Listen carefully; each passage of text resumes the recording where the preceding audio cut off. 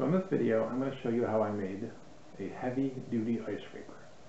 It's got some 1/8" brass for the scraper, and it is using some ribbon maple that I got from a Pallet.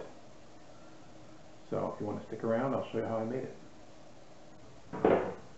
So I'm going to start off by drawing out a 4" long by 1.5" wide piece of brass.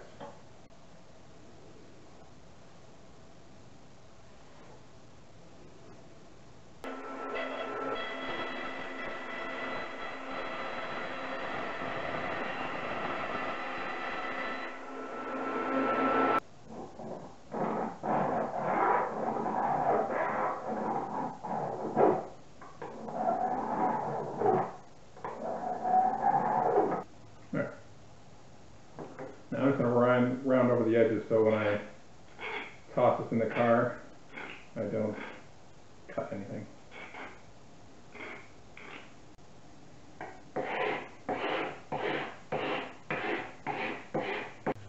Alright, now I need a piece of wood that's a little bit over 4" wide, and that's rather hard to come by in my shop.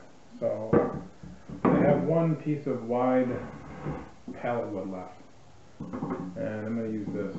I'll probably have to cut it up a little bit and glue it back together, but judging by the weight and the color, I'm guessing this is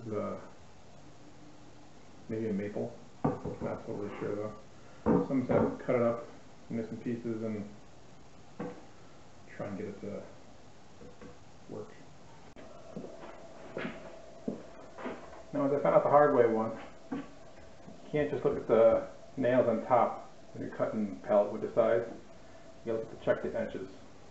There are quite often some random staples on the edges where they used to staple tags. Yep, that's maple.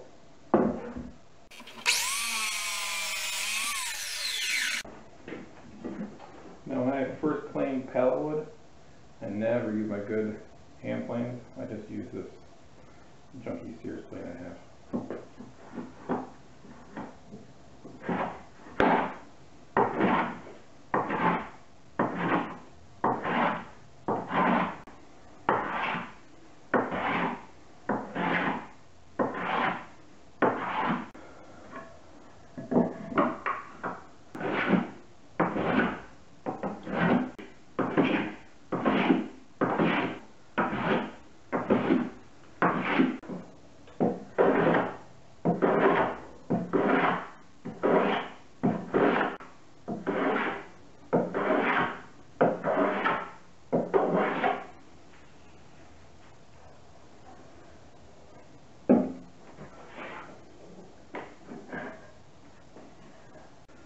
Now it's straight on this edge and relatively flat. Ooh.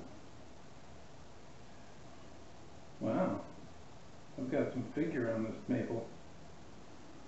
It's going to be one fancy looking ice scraper.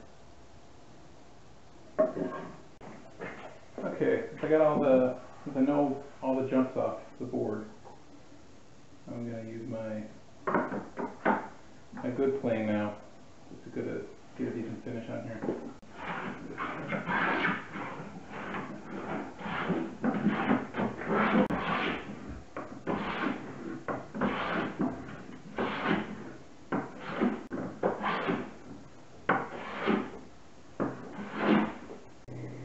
Boy, I really almost feel bad using this ribbon maple on my ice scraper, but I just got to keep telling myself it really is just pallet wood.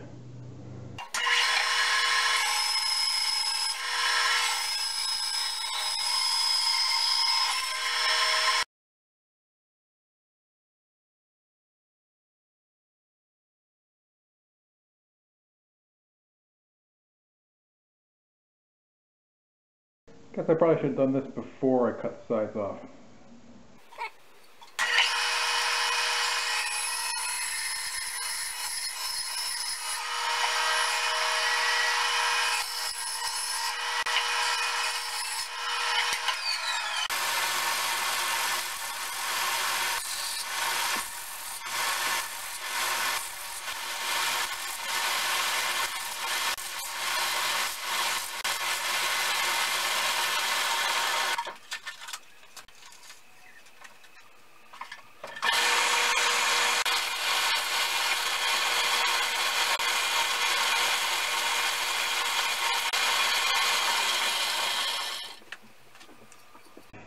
Okay, so after a lot of hand sanding, I've got to the point now that it's all smooth out.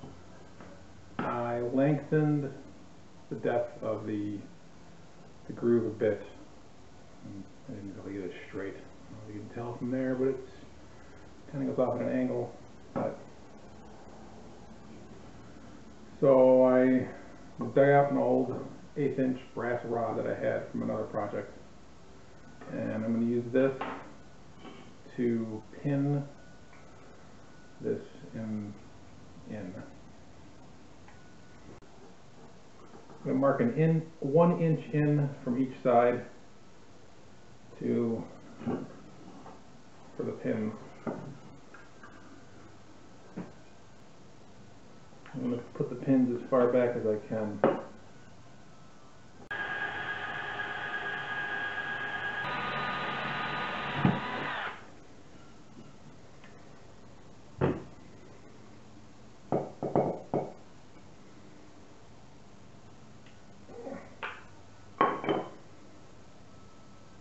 Good.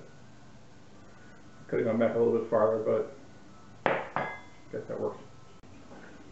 Alright, now I'm just using some JB Quick Weld. It's not going to be all that pretty. It's not clear when it dries. I think it's like a dull gray, but it's what I got.